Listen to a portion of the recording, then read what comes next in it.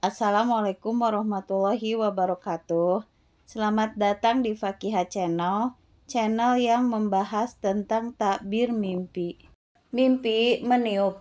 Para ahli takbir berkata, mimpi meniup ditawilkan dengan perkataan. Ibnu Battal berkata, mimpi meniup ditawilkan dengan menghilangkan sesuatu yang ditiup tanpa ada kesulitan, karena orang yang meniup mudah melakukannya. Mimpi ini juga menunjukkan makna perkataan. Allah telah membinasakan kedua pendusta tersebut dengan perkataan beliau Shallallahu Alaihi Wasallam dan perintahnya untuk membunuh mereka berdua. Dan Rasulullah Shallallahu Alaihi Wasallam bersabda, ketika aku sedang tidur, tiba-tiba aku diberi perbendaharaan bumi. Lalu diletakkan di tanganku 2 gelang emas yang kemudian terasa besar atau berat bagiku dan menjadikanku gelisah. Lalu diwahyukan kepadaku agar aku meniup keduanya, maka aku pun meniup keduanya hingga keduanya terbang. Maka aku menakwilkannya bahwa itu adalah 2 pendusta, di mana aku berada di antara keduanya, yaitu penguasa San'a dan penguasa Yamamah. Hadis riwayat Bukhari nomor 7037.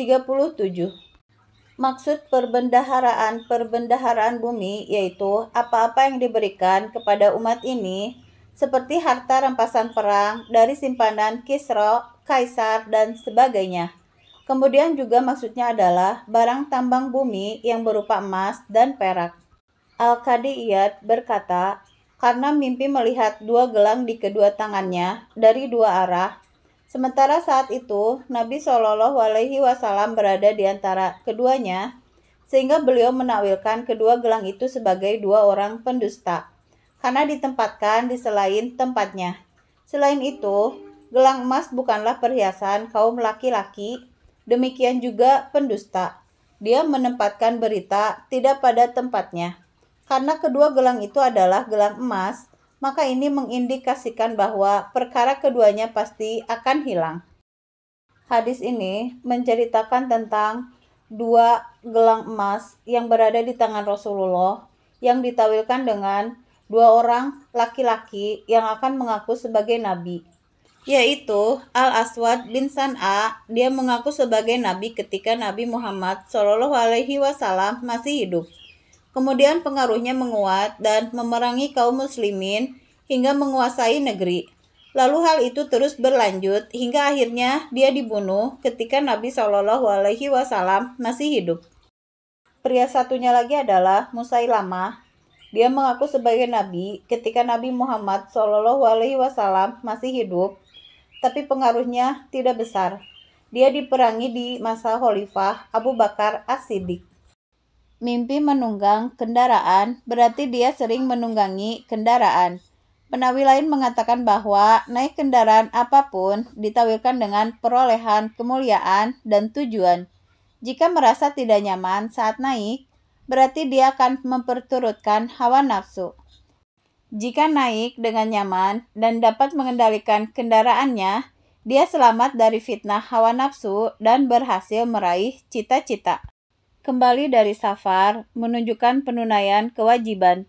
Yang lain menawilkannya dengan terlepas dari kebingungan dan keselamatan dari keburukan serta diraihnya kenikmatan. Allah Subhanahu wa Ta'ala berfirman, maka mereka kembali dengan nikmat dan karunia yang besar dari Allah. Mereka tidak ditimpa suatu bencana dan mereka mengikuti keridhaan Allah. Allah mempunyai karunia yang besar. Quran Surat Ali Imran ayat 174.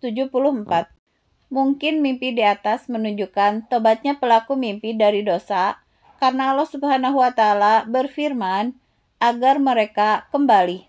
Sebab makna tobat adalah kembali dari kemaksiatan. Memacu binatang kendaraan atau berlari kencang menunjukkan diraihnya tujuan dengan cepat. Menunjukkan keselamatan dan keamanan dari orang yang ditakuti. Sebab Nabi Musa pun demikian sebagaimana ditegaskan Allah Subhanahu wa Ta'ala, lalu aku lari darimu karena aku takut kepadamu. Quran Surat Asy-Syu'ara ayat 21. Kecuali jika dia lari dari Allah atau dari malaikat maut, dia akan terkejar dan mati. Tercapainya tujuan, angan-angan, dan kesempurnaan menunjukkan kekurangan dan kehilangan.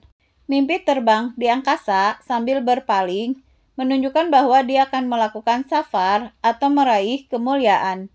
Jika mimpi meloncat dari satu tempat ke tempat lain, berarti dia akan berubah dari satu keadaan kepada keadaan lain. Loncat yang jauh menunjukkan perjalanan panjang. Jika loncatnya menggunakan tongkat, berarti dia akan bersandar pada orang kuat dan gagah. Terima kasih sudah menonton channel ini. Jumpa lagi di tema selanjutnya. Assalamualaikum warahmatullahi wabarakatuh.